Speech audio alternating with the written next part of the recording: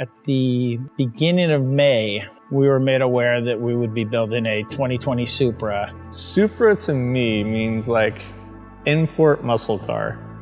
Tuners figured out with some ingenuity and some bigger turbos, you could make tons of horsepower. One of the most powerful streetable vehicles in the world. So this year's SEMA show is going to have something a little bit unique in the Toyota booth. And that is going to be an internal competition between Ed Laukus and Rutledge Wood. Now, from what I understand, we won't be sharing each other's concepts. So it really is a head-to-head for bragging rights between two pretty good braggers. Ed is our group vice president. It needs to be bold. People, when they walk into the show, they need to want to walk to that car first, see what that's all about. It's a brand new vehicle. We don't have any spare parts whatsoever. Everything is going to be hand-built, one-off. So it's definitely a brand new book, and we're writing it as we go. We're going to try to incorporate some of the cool things about the previous generation Supra, the A80, and we're going to try to give it a little bit of that feel, the things that were kind of exciting about it at the time, bring it into here in a modern day and show that the styling and the transition still works today.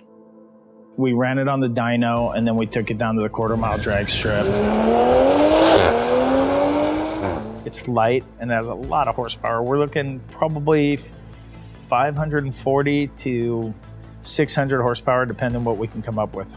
Since then, we've been developing an air intake. We finished up a complete exhaust. We're working on aerodynamic package, which is a front splitter package that goes onto this car, as well as a rear diffuser. We've modified the rear deck lid on this car to house a very reminiscent of the Mark IV Supra. So there's going to be a bit of heritage in this vehicle. We're doing coilovers in the front and we're doing an inboard rocker arm suspension in the rear. It makes it infinitely tunable. We've done a really free flow exhaust and we're working with K&N on an intake system for it. But what we're really trying to do is say, this is a stock vehicle maxed out to everything we can. We've been developing an air intake. We finished up a complete exhaust. We're working on aerodynamic package. I'm sure there'll be some sleepless nights coming up shortly. I can't say that I'm satisfied yet because we're still not done with the car. It's a constant pressure also to try to outdo what we did the year before.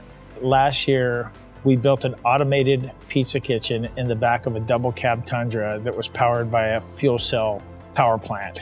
You can't be any more different than what we're doing this year. When we came up here today, I was incredibly optimistic that we were going to get a lot more boost out of the new Precision Turbo. Our first 5 runs were getting worse and worse and worse.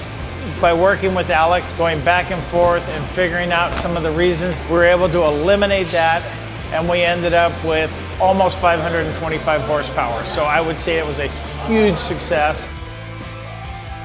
Ed's vision, it's awesome. We're calling it the Heritage Edition. And we did that by redesigning a rear wing that really has the feel of the old A80. We also did headlights and taillights. Even though they'll be in the same exact location as the new Supra, they will have the lighting look of the old Supra. I can't wait till this is unveiled at SEMA. I'll be nervous until I see the actual reaction. And the reactions don't lie. If people come over and they look at it and say, wow, that's neat. Oh, wow, oh my God, it has that. And if they go through that whole process, it's gonna be really rewarding for me and the whole team. I truly believe that it's gonna be considered as one of the cars of the year.